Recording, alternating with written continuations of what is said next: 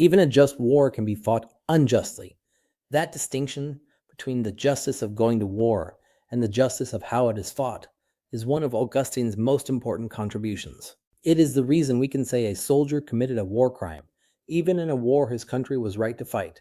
So JUS and Bello asks a separate question. Once the fighting starts, what are the rules? There are two. First, proportionality in the use of force. Each military action may use only the minimum force needed to achieve its legitimate objective. Notice this is different from the proportionality we met before. The earlier one asked whether the whole war is worth fighting. This one asks whether this specific operation uses more force than its target requires. Both are required and they are independent.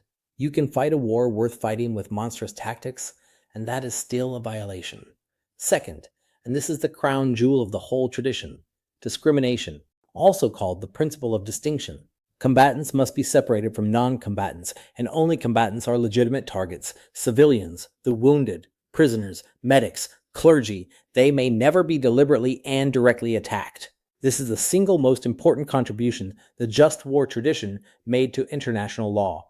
It is the principle behind the Geneva Conventions' ban on attacks on civilians, and it is the principle that makes war crimes trials possible at all. Because if there were no moral line between a soldier and a child, there would be no basis for prosecuting the soldier who massacres the child. Augustine grounds this in the nature of war itself. If the just cause is the injustice committed by the enemy, then those who are not responsible for that injustice and not part of the fighting are not legitimate targets. To kill them would be a further injustice, not a remedy for the first one.